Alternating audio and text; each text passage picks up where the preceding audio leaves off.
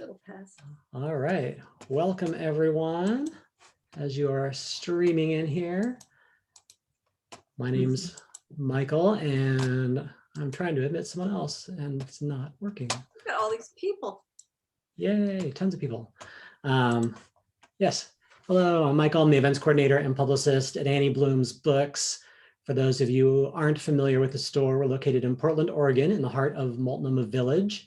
We've been around for 42 years now, and we are still plugging along. Nadine. Hi, Nadine. Our store is currently closed to browsing, but staff are at the store on weekdays from 9 a.m. to 9 p.m. and weekends from 9 a.m. to 6 p.m. to answer phones or reply to emails. You can come up to the front. Got a little tape around that marks a border in front of the door, a 6-foot border. So you can come and ask questions and pick up books there.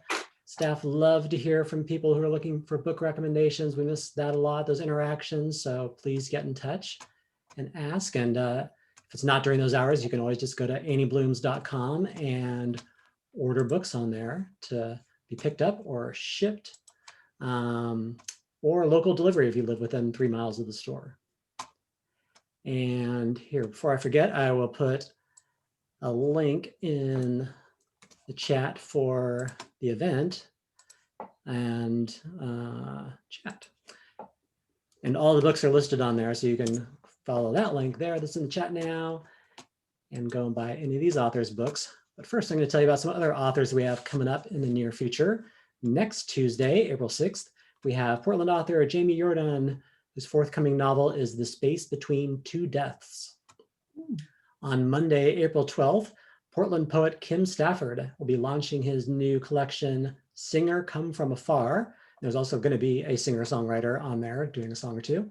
And this is a ways off, Friday, May 14th, we have Portland area mystery writers Mary Kali'ikoa and Angela Sanders, who's joining us this evening as well. So she'll be back in about a month and a half for Mary's event. So please come for that. Mary, are you here? Are you tuning in? I'm not sure if she said she might join us this evening. So. And Mary just got an Agatha Award nomination. She did. Way to go, Mary. She has a Lefty as well, a Lefty Award nomination. Cool. We're gonna have a good time. We're planning something good. All right. Yeah, you hear that, people? So you have to come back. Yeah. All right, so those are the things we have coming up tonight. We are delighted to be hosting Emmeline Duncan, AKA Kelly Garrett, for the live stream launch of her new mystery novel, Fresh Brewed Murder. She is joined by 3 other Northwest mystery authors. We have Ellie Alexander, Alicia Beckman, who is also known as Leslie Budewitz, including tonight on her screen, and Angela M. Sanders, of course. Again, you can order the books through that link that I put in the chat there, and you can also, at any point during their reading and discussion, post questions in the chat, and I'll read from those later, so feel free to put those in there. Let me tell you about Fresh Brewed Murder. Master barista Sage Kaplan is opening a new coffee cart in Portland, Oregon, but a killer is brewing up a world of trouble. Portland is famous for its rain, hipsters, craft beers, and coffee. Sage Kaplan has high hopes for her coffee truck, Ground Rules, which she runs with her business partner, Harley, a genius at roasting beans and devising new blends. That's essential in a city where locals have intensely strong opinions about cappuccino versus macchiato, especially in the case of one of Sage's very first customers. Sage finds the man's body in front of her truck, a fatal slash across his neck. There's been plenty of anger in the air from longtime vendors annoyed at Ground Rules taking a coveted spot in the food truck lot to protesters demonstrating against a new high-rise. But who is mad enough to commit murder? Sage is already fending off trouble in the form of her estranged con artist mother, who's trying to trickle back into her life.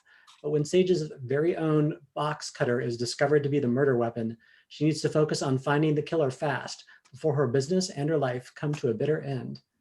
We have to admit someone into the room. And let's learn about Emmeline Duncan, aka Kelly Garrett. She is the Portland, Oregon-based author of the Ground Rules mystery series. This is the first one, I think, as well as YA novels written under her other name, Kelly. She is a 2020 Oregon Literary Fellow, a board member of the Northwest chapter of the Mystery Writers of America, and co-organizer of the Friends of Mystery Bloody Thursday lecture series. She's also a member of Sisters in Crime, Willamette Writers, and SCBWI. You can visit her online at emmelineDuncan.com. And we also have with us Ellie Alexander, who's chilled to the cone, pastry chef, and amateur sleuth Juliet Capshaw finds herself on thin ice as she attempts to solve her latest case of small town murder. Let's let this person in. And we have Alicia Beckman, aka Leslie Budewitz.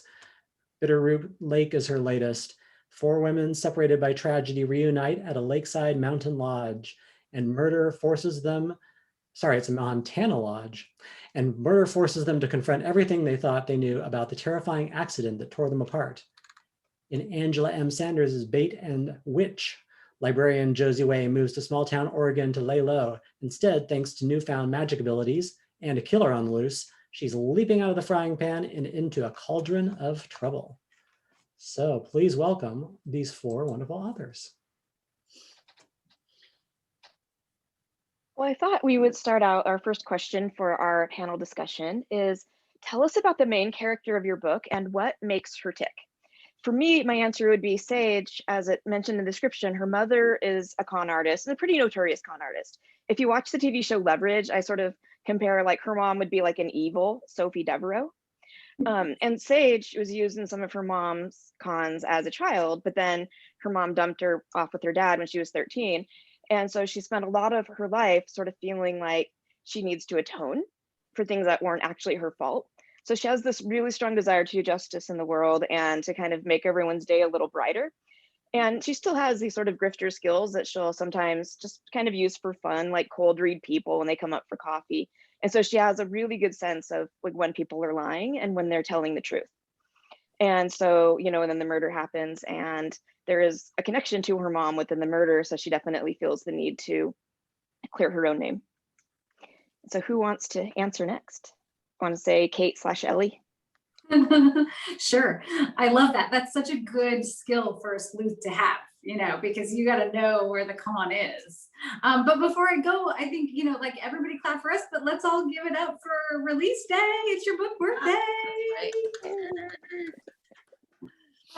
Yeah, so my protagonist, Juliet Montague Capshaw, is a very romantic at heart, and she blames it on the fact that her parents named her after Shakespeare's most maligned romantic character. She is a pastry chef who traveled the world for 10 years and then returned home to Ashland to heal her broken heart. And so I think that idea of like love and romance kind of stretches through the series, not only just in her personal life, but also in the lens through which she serves the community through food. And food is such a love language for her, and that really resonates through the book. So it's a lot of food along with murder. And I'm tossing it to you. Oh, okay. Well, so Josie the witch, who is the star of Bait and Witch, it's hard to, I feel like it's not right to describe who she is at the beginning of the book, because she has a fundamental change partway through the book when she actually uncovers her witchly powers. But she starts out as somebody who loves books, and she's a librarian at the Library of Congress. But she's not really tuned into the rest of life. She wears kind of drab clothing. She doesn't really care about her house. She eats whatever's put in front of her. But she goes on the run to Wilfred, Oregon, this little town in this fake little town in the coastal mountains, and to hide out. And when she does that, she discovers she's a witch, basically. And she completely transforms. And she discovers that, first of all, her powers come from books. And I was inspired to do that when I read a quote by Alice Hoffman that said, "Books are the only real magic." And I thought, yes, that's definitely how I feel. And then she also finds out that not only is she gets a lot of power from books, but she is also a truth teller. And so she has to try to make wrong things right, and it gets her into a lot of trouble. And Wilfred, I think it's even probably smaller than Cabot Cove. But, you know, people die in Wilfred. Okay, so Leslie. So, hi, I'm Leslie Budewitz, although tonight I am Alicia Beckman, and we'll talk more about those names in a bit. Thank you to Annie Blooms for hosting us tonight. Thank you to Emmeline for inviting the rest of us to join you in your book birthday, as it's known in book world. And thanks to all of you readers for joining us, because books are indeed the only true magic, and readers are our favorite people. Alicia Beckman's first book about her much, and I haven't talked about Sarah McCaskill Carter much either. So how to describe Sarah? Well, Michael gave you a little hint of what's involved in Bitterroot Lake. It is more of a suspense novel than the lighter-hearted or warm-hearted mysteries that our other authors tonight have talked about, although I write those too, and that's one of the reasons why we're a good foursome here. Sarah McCaskill Carter is 47. She has, on the first page when the book opens, been widowed for 17 days. And yes, she's counting. She certainly didn't expect that. She lives in Seattle, but she grew up in the small town of Deer Park, Montana, which you will not find on any map except the one that my good friend Francesca drew inside the front cover of the book. And I will hold it up so that you can see there's a map, because who doesn't love a map in a book, right? You can't see anything on it, but you will, I know. It was great fun to work with her on that. Sarah has come home to Deer Park, to her family's historic Whitetail Lodge, which has been in the family for almost 100 years. Her mother has asked her to come home, partly to heal and partly to help her, the mother, clean out the lodge and decide what to do with it. And Sarah discovers far more than she ever imagined in the rafters, in the cubbies and the hidden trunks that have been hidden away, secreted away in the lodge and its many little cubby holes. Secrets that go back 100 years, and secrets that also illuminate the tragedy that happened 25 years earlier. So Sarah is dealt a hand she didn't expect. She has to do a lot of soul searching. She discovers some darker places inside herself that she perhaps would not have wanted to explore. But when life hands you those opportunities, sometimes, well, they don't seem like opportunities, but they turn out that way in the end. So we all write, I think all of us write under more than one name. And one of the questions I've been asked just in the very short time that I've been talking about this new book is, why a pen name? Why did, after 11 books, 10 novels, 3 Agatha Awards, being president of Sisters in Crime, all that stuff, why would I change such a distinctive name as Leslie Budewitz for one I hope is equally recognizable, Alicia Beckman? Very simply, my publisher asked me to do that. My publisher is Crooked Lane Books. They have a lot of experience in the mystery world, and they recognized that this book is a little bit different from the cozy mysteries that I've written before. I write 2 series, the Food Lovers Village mysteries, set here in northwestern Montana, and the Spice Shop mysteries, set in Seattle's Pike Place Market. It's not like I've gone from being Jessica Fletcher to Hannibal Lecter, right? Although I suppose we could say Hannibal was a bit of a foodie himself. Insert grounds there. So I understand their request, and I was perfectly willing to go along with it, because we don't want readers to be confused about what to expect. And certainly the cover of this book, without any food on it or any pets, although there is a cat in the book, it does convey a slightly different mood, especially with all the lovely dark blues and greens and the water. And you kind of can't help but think something mysterious and ominous and secretive when you've got lake in the title, can you? So I chose the name Alicia Beckman because my mother, who died not quite 3 years ago, was Alice. My father often called her Alicia, and my great-grandparents were the Beckmans. And when I started writing this book, Sarah, the main character's great-grandparents, quickly became characters. She did not know her great-grandfather, and her great-grandmother died when she was just a baby.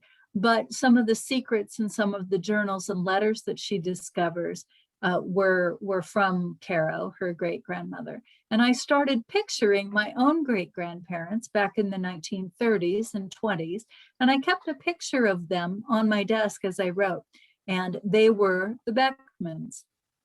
So their story, my character stories in this book have absolutely no connection to my own family history at all, except that I pictured my great-grandmother Cecilia and my great-grandfather Joe when I thought about Caro and Con.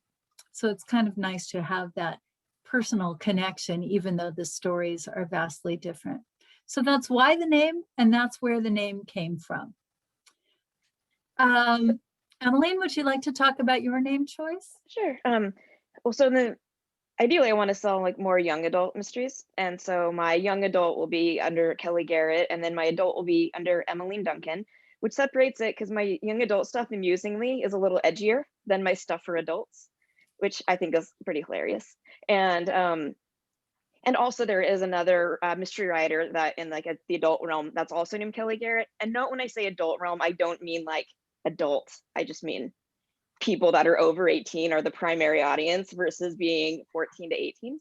And I came up with the name Emmeline Duncan. I wrote down like some different pen names, but I went with this name because it was actually my third great grandmother's name.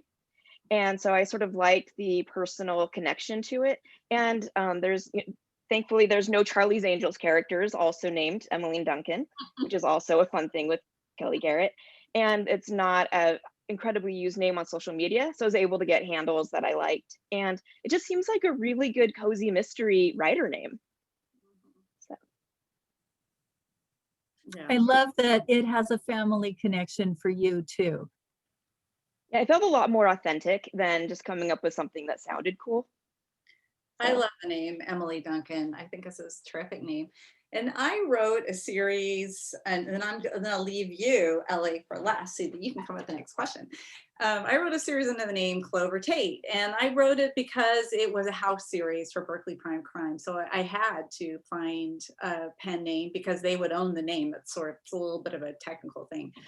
And but I don't know, you're coming up with a name. It was more fun to come up with Clover's personality because I could make her like, oh, well, it's just the other day she was at Cher's giving her some lessons on her moves, and she was helping out at Meghan and Harry's wedding, and unfortunately when the series died, she also died as she was flying around the world. But when I came up with her name, I went to my friend Allison's house, and she had this bottle of whiskey. And I still remember she had two. She's moved now. She actually lives in Ashland, Ellie. And so she had these two couches that faced each other. So we laid down on the couches, and she got out her laptop, and there are these name generators, and they're hilarious. And so between the whiskey and the name generators, like, what do you think about the name? Eagle Ashovitz. We finally at the end it's just like Clover Tate. So it's gonna be Clover Tate. The series featured a kite shop owner. And Tate, or tate, is a Native American word from one particular tribe for wind. And then I have a friend who's this Henry Adams scholar, and Henry Adams' wife was Clover, so that's just what it was. I love that. That's the best. Name generators too. It just makes me think of like, what would your stripper name be? Margaret Dahlia. Yeah. That's one of them, your mother's middle name and the name of the street you grew up on. I think it's great. It's hilarious. Mine is definitely family connection too. I was writing for two publishing houses at the same time. And so initially when I was launching my career, I was simultaneously writing for two houses, which in hindsight, I'm not sure that I recommend. But my real name is Kate, and Ellie Alexander. Ellie was my mom's middle name, and Alexander is my son's middle name. And so at the time I thought I wanted a connection to the name, and I thought somehow that might make me remember the name. And I was down in Ashland where I live and where the bake shop, one of my long running series, is set. For the first time, this was when I was still living in the Portland area. I was down for a book tour, my first event here in Ashland, and after I gave a talk at Bloomsbury, the bookstore here, I was walking through the plaza and someone kept yelling, Ellie, Ellie, Ellie, Ellie. And I'm just completely oblivious. And my husband is like, hey, hey, hey, you know, like, that's you. You got to turn around and say hi. So I'm sure I seemed very aloof and uninterested. But the irony is Ellie has become like kind of like the bigger name. So now when people call me Kate, I'm like, oh, hey, what's up? Which in some ways, kind of like going back to Clover, giving her an identity is kind of nice, because there is that sense of separating out, you know, your real world from your writing life, because as writers, we have to like market and promote ourselves, which is not always the fun part of the job, for sure. But I want to segue into coffee, because we're talking about coffee tonight. We've got fresh brewed murder, we've got Portland coffee carts, everything that is Portland. And I'm so curious, because for me, coffee is a ritual, and I want to know about all of your rituals. My big thing, and I learned this tip early on when I was working on the Bake Shop Mysteries series, a professional pastry chef told me you should never have a hot coffee in a cold cup. So the trick is you pour water into your coffee cup, warm it up in the microwave, and then I'm kind of crazy about saving water. So then I pour the water back into some sort of dish to water the plants later, but then you pour your hot coffee into that hot mug. But last year, my husband took it up a notch, and I have this, I should have brought it down, but I have a digital cup. It's called the Ember mug. So it constantly keeps your coffee. Do you know it? I see Christy is like, it's like the best thing that has ever happened in my life. Like, I will be dead. I will kill somebody in a future book, right? Bill, are you with me? The Ember is like life-changing. I'm not getting kickbacks from it, but I'm just telling you that as a coffee drinker, to have a hot coffee the whole time I'm writing. But anyway, we got to go to you next, Emmeline. Well, Kelly. I would like to butt in Oh here. yeah, Just a yeah, second. yeah. I think, I mean, hot coffee is like, I don't have a problem keeping my coffee hot because I drink it right away. It's like those people who say you should drink your champagne from flutes to keep the bubbles. I'm like, you know, what are you doing? Are you just like putting your champagne on the table and letting it sit there for an hour? But that's all. Let's hear what Emmeline has to say about that. Yeah, we also always pre-warm our cups. My husband, well, especially now that he's been home from work, working from home for over a year now, when he makes coffee in the morning, or if I'm the one that makes it, we almost always do pour overs, although we also have, I think I have like 8 different ways of making coffee, and pour overs is the one that I tend to go to every day. Oh yeah, I know, because it's funny, because it's like I have like an espresso machine, and then I have like a stovetop espresso, like mocha pod, you know, an AeroPress and French press, and inversion, and a single cup coffee maker, which is the one drip thing we never use, and a stovetop percolator, an electric percolator, and I know I'm missing 1 or 2, but when doing a pour over, you know, because you bring the water to a boil, and we have a really nice gooseneck kettle, and then when the water's, you know, done boiling, I always pour some into the cups, you know, do the pour over, which, you know, takes a while as you're like doing the motion, and, you know, and it takes a couple of minutes. And then, you know, when it's done, dump the hot water out of the cups, which are now nicely warm, and then fill them with coffee. So it's super simple, but it, you know, warms up the cups, and it's like the whole experience. Do you have any rules about like no, you know, whitener at all? Does it have to be black or sugar? You know, what's funny is for the book, came up with some coffee recipes, and they're based off things I like, you know, kopi yafi, which is like an Indonesian type of coffee that's brewed with cinnamon, and I did some different simple syrup, like simple syrups you can use in your coffee, and like some drinks. But I never drink my coffee sweet. Once in a blue moon, I'll get like a mocha, but I mean, I pretty much I usually drink it because I can't really do dairy, so I use Oatly, and I'm surprisingly opinionated. I never knew I would turn out to be this way, but I'm very opinionated on oat milks, and which are the only barista type of oat milks that you should use in your coffee. And the answer is you should, if given every possibility, do Oatly barista, with Khalifa barista being your second choice. But funny now, like I'll go into a coffee shop and like they're like, oh yeah, we have oat milk, and I'm like, which brand? Because if it's, you know, the brand I like, I might get a latte, but if it's not, I'm getting an Americano, which I will drink black, or just a straight shot of espresso black.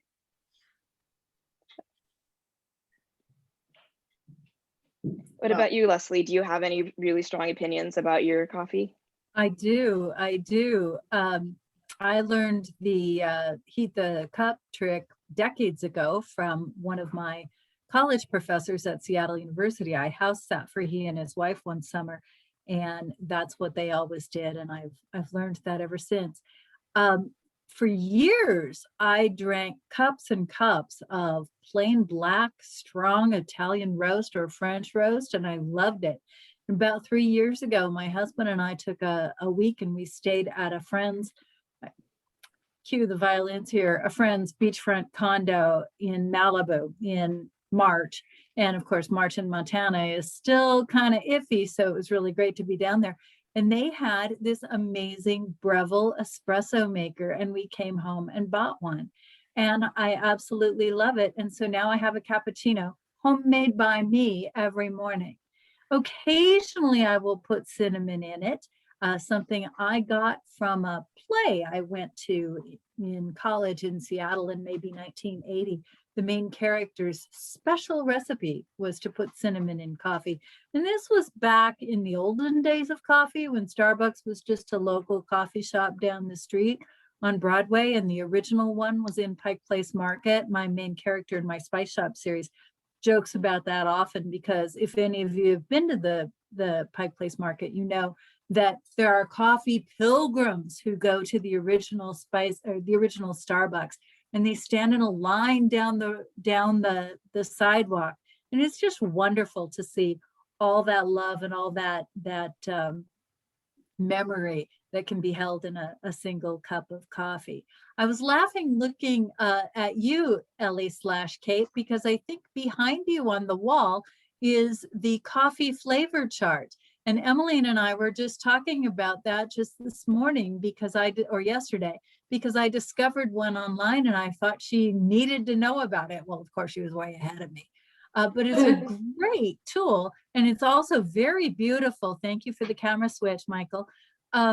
It's really beautiful, and the painter in me wants to see it as a color chart. But what you can't see unless you're close up is that there are descriptors on each of those colors, and it's divided into the savory and the sweet and the various ways one can describe things. And that is just such an important tool to those of us who are writing about food in particular, because we always need to be describing something, and we don't want to always be describing it the same way. I have lists of descriptive words for spices and for flavors and for taste, and that's something that I could go on about way too long. But instead, I'll ask Angie, are you a coffee drinker, and how do you take your brew, Ms. Why, Witch yes, I am a Writer? coffee drinker. It's, in fact, I have it. Of course, I usually write in the morning, and I drink coffee while I write. And I have a little theory about writers when they're writing fiction, because I don't do this when I'm writing nonfiction articles, things like that. But that it's like your mouth needs to move because you're hearing these words. And I think somehow it goes through your brain and connects with your mouth that way. And so I drink coffee, and in the evening I drink a ton of water, which gets to be a problem in the middle of the night. But I feel like I just need to keep drinking while I'm working. And I make it in one of those, the words just flown out of my head right now, but you know, the beautiful Danish with the wood in the middle and the, it's just gone out of my head anyway, but yes. And I call it drip. I don't think it would really be a pour over. It probably wouldn't qualify. But what is important to me is the cup that you drink it out of. And I admit being sort of judgmental when I see people's coffee cups. I think like, really? I mean, you could like every morning you drink out of that. So I have special cups for different moods, and they have to feel good in my hand, and they have to feel good when they're full of warm coffee, and they need to be just about the right size. And right now I'm drinking from a mug from Mexico that I really like, a nice sort of Mexican Majolica mug. It sounds beautiful. Hey, Angie, before you ask your question, I want to point out that so I also have the coffee flavor wheel, although it's on a different wall, but I'm actually sitting next to, and it's sort of funny, is I'm sitting underneath the periodic table of the elements. Oh my so gosh. it's like the periodic table of the elements, but it's all for beer. Yes. They have also those flavor wheels for perfume, which is really cool Oh, too, as a different way to look at the notes and the way the notes balance. And I will just say too that in college, I worked at the information booth at Pike Place Market. Got some Oh. huge stories, lots of good old stories. And I know that everybody probably thinks I'm like 19 or 20, but actually this was a long time ago. So if you want old Pike Place Market stories, give me a call. Sure. So I wonder, with the pandemic, we've all been shut up. What's everybody been reading lately? I have been binging on like 1930s and 1940s crime novels. I've been loving like Helen McCloy, Delano Ames. It's kind of hard to get your hands on some of these novels, but I just love, like, I can see the clothes they're wearing, the mysteries. There's usually a real focus on puzzle, more so than a lot of books today. And I've just been going berserk for these sort of golden age mysteries. But what have you guys been reading? Or can you read when you write? That's another thing. Well, this last year, I read so much. Like, I probably spent more time reading than writing for chunks of it, which gave me a little bit of a crunch time when it came to writing book 2. But it was funny because as fast as I could read, I just felt like my brain was so slow when I wrote. And I've read a really big mix. Like, I actually just read The Thin Man for the first time, although I've read other Dashiell Hammett. I'd read the first 2 Witcher books, like the short stories, like the TV show and the game and the video game were based on. I'd read those like years ago, and I actually reread those, and I read the rest of the Witcher series. So that was interesting, getting into, like kind of like high fantasy. I read like a lot of things by Simon R. Green this last year, and his books are kind of this mix of set in England, country house mystery mixed with sci-fi and horror, and everyone might die horribly in the course of the book. It's amazing. I highly recommend them. The first is called The Dark Side of the Road. That's pretty Okay. good. Let's see, I've been reading, I love historicals. When I'm working on a mystery, I can't read other mysteries unless I'm reading something that's darker, than a cozy. So I have been swaying darker, which makes sense for a pandemic, right?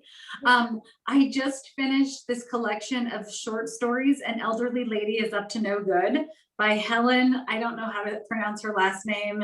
I'm sure that you can find it at Annie Bloom's. It's very dark and clever, and she's, I believe, a Swedish writer. So great. I just finished Miss Benson's Beatle by Rachel Joyce, which is just like a gem of a book. And then I've been reading a lot of poetry, like going back to Mary Oliver, and yeah, just really, and sci-fi. I've been reading my husband's sci-fi collection. So I think I've read more. I always read a lot. I'm usually reading 2 books at a time. I tend to read something that's fiction and nonfiction at the same time. But I think I've read more this year than any other year. What about you, Leslie? I have to say I miss audiobooks because I only read audios in the car, but living where I do, I've always driven a lot. And so I would always read 12 to 20 audiobooks a year. And I think I read 1 in the last year because I just haven't been driving. When things first really hit, I was so hard on a deadline that I wasn't doing much except writing. And so I really wasn't reading a whole lot. And normally that's my pleasure and my escape and refuge, as it is for so many of us.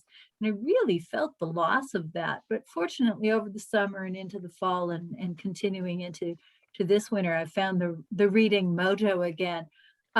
I just finished binge reading the Jack Shepherd, that's not what they're called, the Haunted Bookshop Mysteries by Cleo Coyle.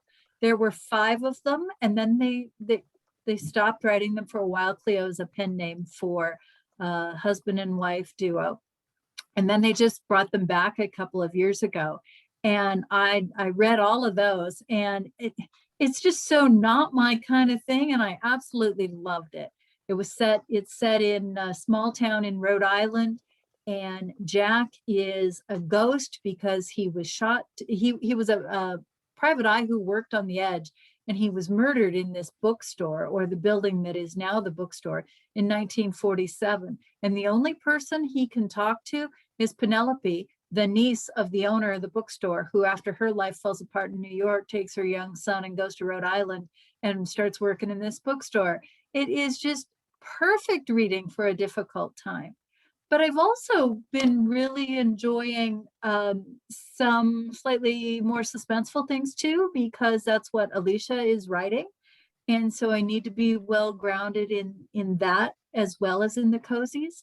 I've read every standalone Katrina McPherson has written and every standalone Lori Raderday has written. That's all she writes. I'm a big fan of somebody whose name just slipped out of my head. You can probably see it going off the screen. So I'm going to have to leave that one at that. Oh, next to the name of my coffee pot that I couldn't think Yeah. of. They're both in the same Yes. cloud. Yeah, yeah. So I really think it's important as writers to read widely, and yet at the same time, we need to be reading the things that we are writing to know what other people are doing, to learn from them. And it's kind of a balance sometimes. Sometimes you just want to pick up something completely different, like Ellie picking up the science fiction, which is not something I've read since I was a teenager. Well, it's sometimes fun to go with themes and just be like, I'm just gonna check out a bunch of cozies that have like cat puns in the title, you know, or something. And then I like, you know, and see what I think. And then it's library. So if it's a book I'm not feeling, I can, you know, don't feel bad putting it aside. And so I read a bunch of like random books that way. That was fun. I'm looking across my desk. I'm sitting at the end of my desk rather than at the business side of it because of the windows. And I'm trying to read the books over there because I know there's a bunch of them with cats on it and I can't come up with the titles. The only one I can come up with is Dogs, Murder, She Barked. I mean, how can you not love it, right? Cozy Mystery has some of the best titles. Well, here's the question. I'll jump in. Like, are you, all of you, are any of you afraid you're gonna run out of puns for your titles? You know, How do you think of your puns? I'm a bad title person. Some people, I feel like there's long writers and there's short writers. And there are people who, like my friend Michaela she just pulls titles out of the air. I mean, she's like just speaking in titles. So I figure as long as I have connections to, but that said, if anybody comes up with anything that has a witch in it, please send me an email. Right now I'm on Witch and Famous and I feel like I'm dry. I don't know what's gonna happen to that. So I'm terrible at titles. What about you guys? I love them. I think I've lived in puns, and I blame my dad because he taught Shakespeare. And when I was growing up, my mom read mysteries. So she was having me read like, you know, Mary Higgins Clark and Agatha Christie and P.D. James, all these like British beauties and darker stuff. And then my dad had me quoting sonnets and soliloquies, which I did not enjoy, but I think that like triggered the punishedness in my brain or something. The funny thing is it is a family affair in our house. So my son, who's a teenager now, he's in high school, but when I started writing mysteries, he was much younger. He was in elementary school, and you know, he'd go to school and be talking about like our little pun chats about crime and dead bodies around the table. You do have to be careful what you say in public, don't you? Right. Although I read that there's literature that says that puns are actually, you know, very cerebral. So I'm sticking with that. I like that. I like that. Yeah. When it comes to the cozy titles, I don't worry about them a whole lot because my experience is the publisher always changes the title I come up with anyway. When I wrote the 5th Food Lovers Village mystery, which was set at Christmas, usually I need to have the title before I write the book, but that one, it just wouldn't come. I wrote the whole thing as FLV, Food Lovers Village, number 5. And then when I turned it in, you know, obviously you can't turn it in with the title like that. I just came up with what I thought was a throwaway title, As the Christmas Cookie Crumbles, because there was a cookie exchange in it. And I thought it was kind of fun, but I also said, feel free to change it. And the publisher loved it. So that might have been the first one in that series that they kept. In the Spice Shop series, I I always incorporate the spice into the book itself. And so I really need to have the publishers buy in on the title before we get too far. The fourth book we sold as Live and Let Chai. And then Bree Baker came out with her second Seaside Cafe mystery set in Seaside, North Carolina. That might not be the name of the town. And it was called Live and Let Chai. But fortunately, I didn't have to go too far for another name because my main character in that series has a movie club, the Flick Chicks, with her girlfriends. And I really, really needed them to be watching a Bond movie in that book. And so we came up with Chai Another Day. So that was fun. Fortunately, Bond movies are almost an endless source of inspiration. But I do want to mention, since we're talking about titles, Bitterroot Lake. That's a little bit different connotation. There is, in fact, a small lake in northwestern Montana called Little Bitterroot Lake. And already people have been asking me, so is it set out there? And well, no, it's not. I made up a whole new Bitterroot Lake, and I hope that doesn't bite me. I don't think it will. I think people here will get the inside joke and they won't be bothered by it. Created a new lake, a town that doesn't exist. And I really liked the name because, as I said earlier, I think you can't help but get a sense of mystery from the word lake in a title. And Bitterroot is the Montana state flower. I should probably have a picture of one, or better yet, a coffee cup with one on it to show people when I talk on Zoom. The Bitterroot is a small, flattish kind of ground flower, very vibrant pink with a hint of lavender in it. It has a deep root system, and it is sacred to some of the native tribes around here, the Salish people in particular. But it's got that and it was named by Lewis and Clark. It is officially something Louisia. I can't remember its first name. And it's got that connotation of something bitter at the root. And I thought it was just perfect. I was really, really pleased with myself when I came up with that title, more than halfway through the first draft, which was just work in progress. You know, I had one book that I had called Go Fly. It was a kite shot mystery. So I thought, Go Fly a Corpse. That sounds pretty good. Publishers Oh, no. yeah. They're like, no, Go Fly a Corpse. It's just too gross. So Michaela, the friend I was telling you about, she said, why don't you call it Wuthering Kites? It's like, that's brilliant. So then on the weekends, I know that was really good. So on the weekends, I work in a shop. And in this shop, sometimes Isaac Brock from the band Modest Mouse comes in. So I was helping him see some stuff, and he's got like his bodyguards hanging in the background. And he was telling me about stuff going on in his life. So he said, so what's going on with you? And I thought, well, I'll be really cool. And I was like, well, you know, I just had a book published. He said, great, what's it called? Wuthering Kites. Anyway, that's my title story. And then he ran to Annie Bloom's and he bought every copy that was on the shelves, right? Obviously. There you go. That's some kind of like Bronte thing. He did say that. And then I explained, oh, it's a cozy mystery. And I spent like 5 minutes telling him what a cozy mystery was, which I see you did down in the chat. Thank you. Sure. I'm super curious, Kelly, because Emmeline, because, you know, Portland is such a mecca for like being quirky and alternative, and that story of just that, you know. So how that level plays into your writing, like, are the characters based on people that we all know? Are they amalgams of people? Do you all spend time just like watching people?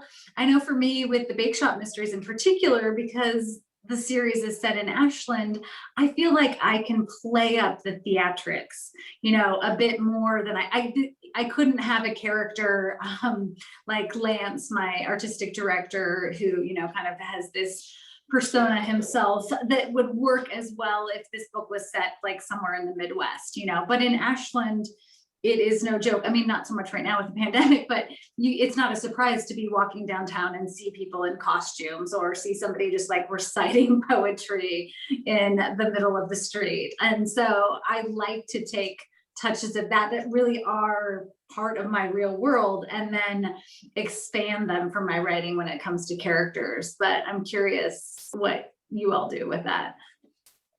Well, in my series, I definitely kind of remember things that have like happened around food cards or things that happened around Portland. Like, it's sort of funny. I have a protest in my book, which ended up being really timely, right? That it's coming out now. But I had people protesting like a house being torn down and turned into apartment buildings. And I make it clear the houses are kind of wrecks. Like, they're clearly like not really great houses. Like, they aren't maybe that structurally sound. And there's like a pirate flag out of one, and a goat shows up to the protest because that happens in Portland. And and then and the food cards, like I sort of like I kept an eye on like what kind of like happens at food cards, like what are some of the real problems they face, and also what are just some of the quirky funny things I could work in, right? Like someone obsessed with like feeding pigeons and gets mad when a dog like comes near the pigeon water, right? Or the fact that there's someone like a vegan cart and he's really into being vegan. I think I even worked, although it's kind of a dated joke now, in like, how can you tell if someone's vegan or does CrossFit? The answer, they'll tell you. And so I kind of work like those things in, and my main character like doesn't have a car, she rides her bike everywhere, and just, so I have like a lot of like very Portland things like that. And I tried to make Portland feel as much of a character in the novel, and the food cart pod be as much of a character in the novel as the actual people. Well, I will tell you, when I read the book, I really wanted to go there and eat. Oh yeah, and a lot of the food, I have some like very regional references. Like one of the carts specializes in pies, and she has like a Marionberry pie on a gluten-free hazelnut crust, right? So it's very regional products. Someone else, it's like chicken and JoJo's, and like very specific on like this is how to do chicken and JoJo's, because that is also turned into a regional thing. So. Well, I have to say, I know that the like premise of the book works too, because my cousin owned a food cart in Portland that got shut down, or like he lost his space because they put in an apartment complex. Cackalax died a sad death. I loved Cackalax. They were so good. Yeah. What kind of food was it? Fried chicken. Oh. And they had a really good like spicy fried chicken, like kind of a Nashville style. The way you said fried chicken, that kind of like told me exactly what it tasted like. Oh yeah.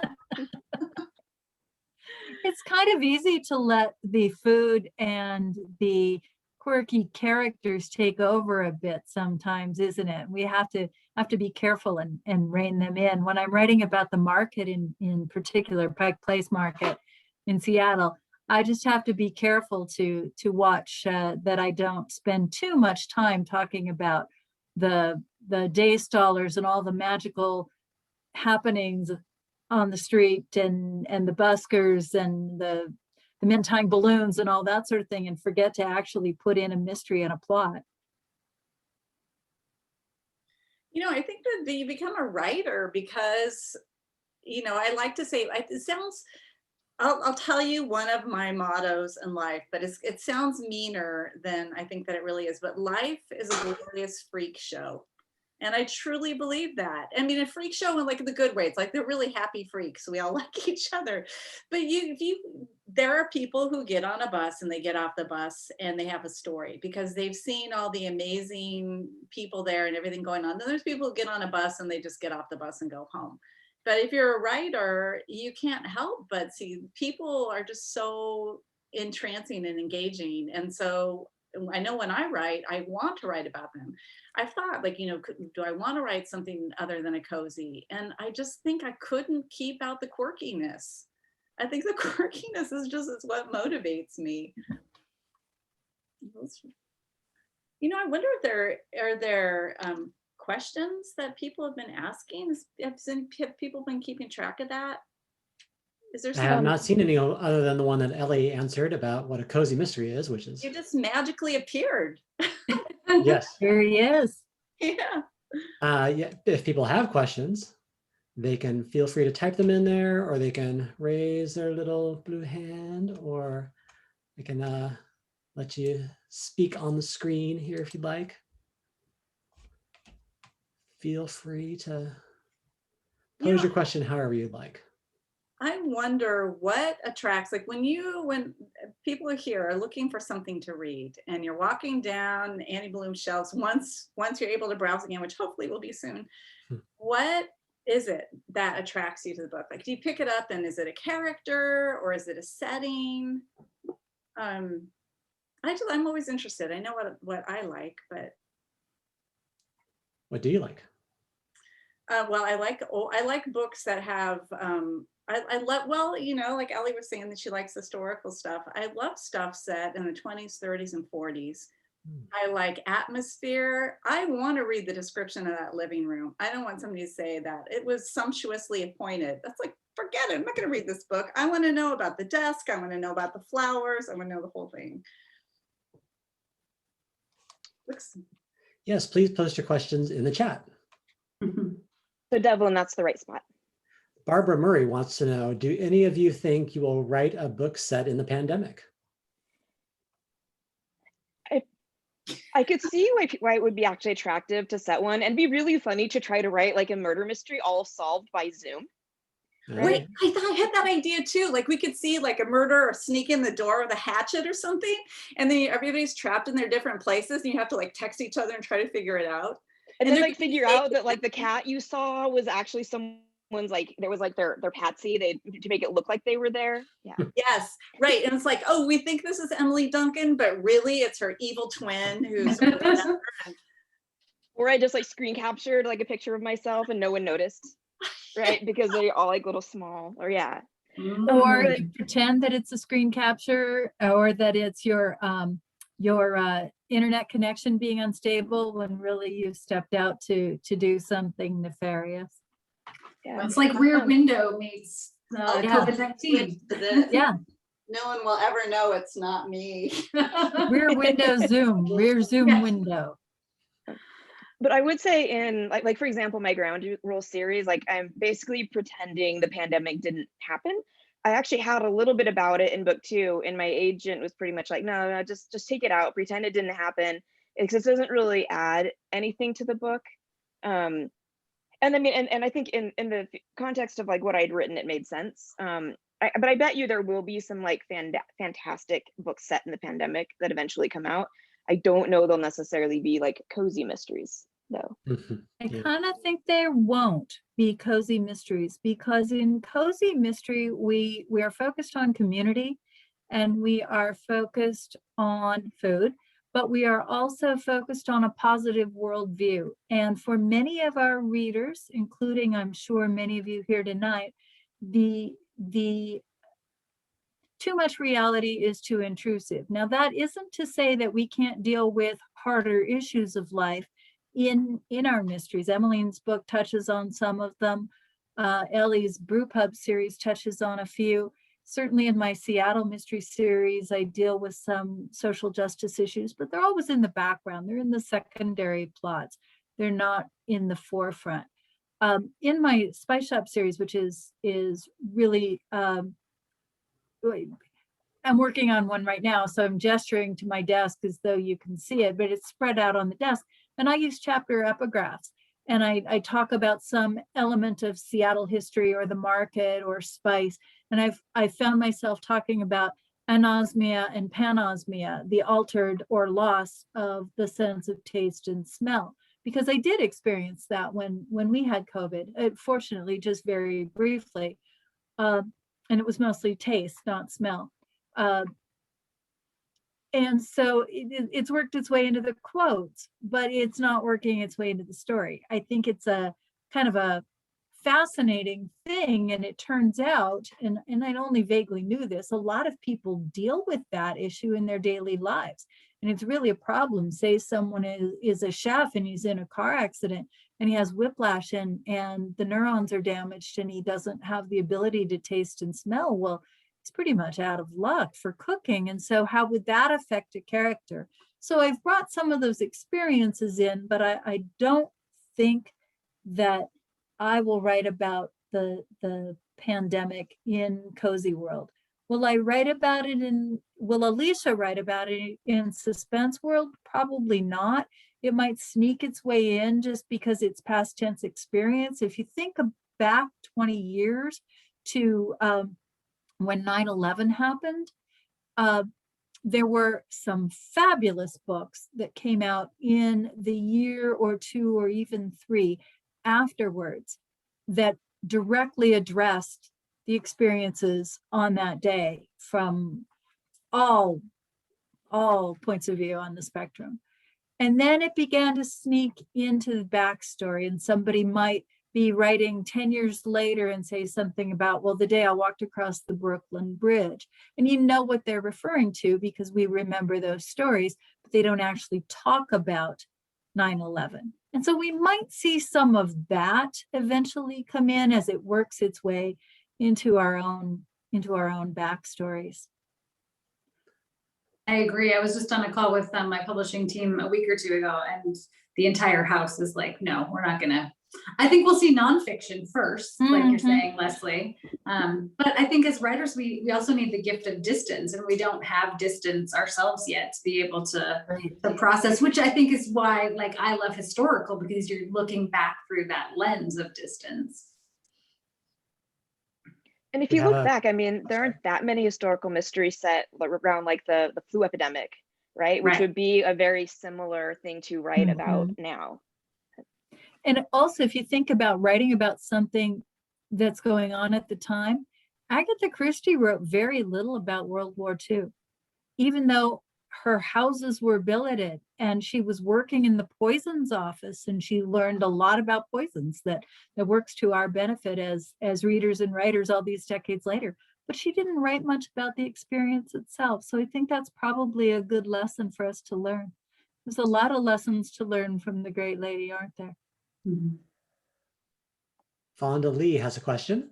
When you're writing a cozy mystery, what is the right balance of tone between safe, fun, quirky versus danger, suspense, murder? And how do you strike that balance during the writing process? How do you know when you've gone too far to one side or the other? You know, I feel like, I'm just going to, since there's a pause, I'll jump right in. I feel like every writer sort of has a different balance on it. And some, the murder and the puzzle for solving the murder really aren't very strong. And in others, it seems like it is strong. But cozies are never particularly gory.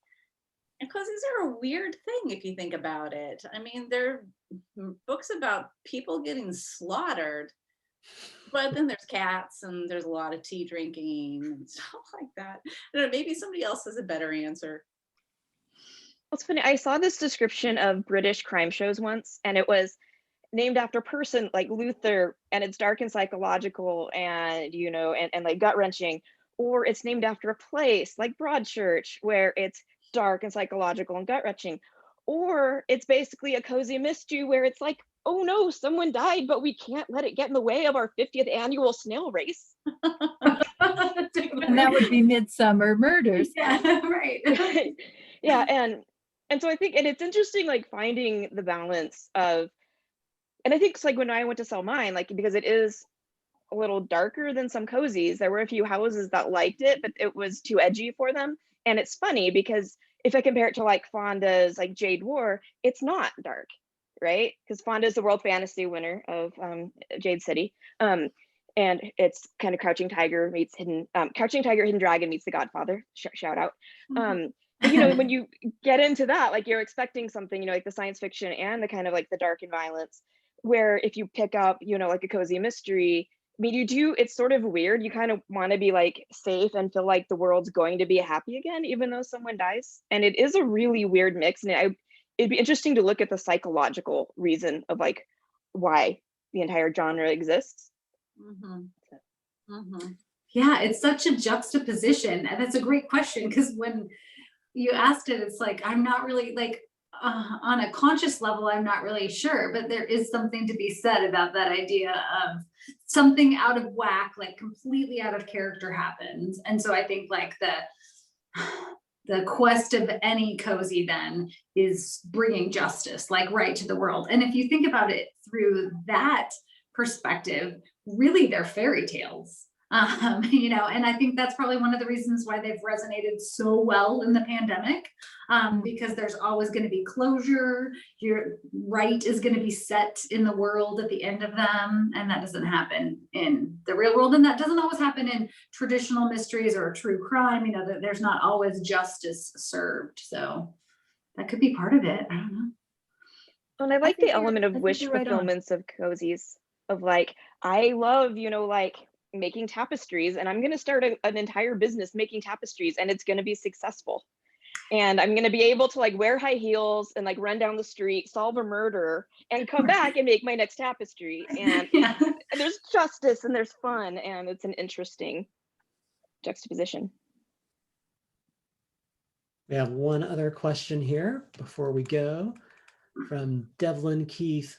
What draws y'all to the genres you write, and do you think you'll ever write in a different genre? I've played around with a few other genres. I originally started getting into mysteries because I really like the plot structure. And that was solving one thing I was trying to write when they weren't mysteries was the problem was actually how to make the plot move along. And not just be like a bunch of pages of beautiful, maybe beautiful sentences, probably clunky sentences that I just liked a lot. And I can see in the future mixing up, because I read a lot of fantasy. I read really widely, and I could see myself doing maybe like a fantasy, but it would probably still be like a fantasy mystery. I could see getting a little bit more, edging my way toward traditional mystery out of cozy. But like I said, there's some level of quirkiness I think would always be in what I write.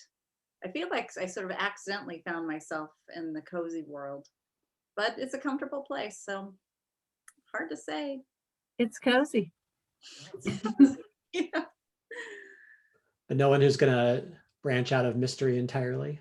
I'm not a mystery entirely, but I like dealing with more than one type of mystery. I like the freedom that Alicia gives me to write suspense, which is a little bit darker, but it is still very, very focused on relationships and on the emotional conflicts between people. At least the suspense novels that I like have that focus, and that's always going to be the core of anything that I write. There's an argument. Oh, go ahead. No.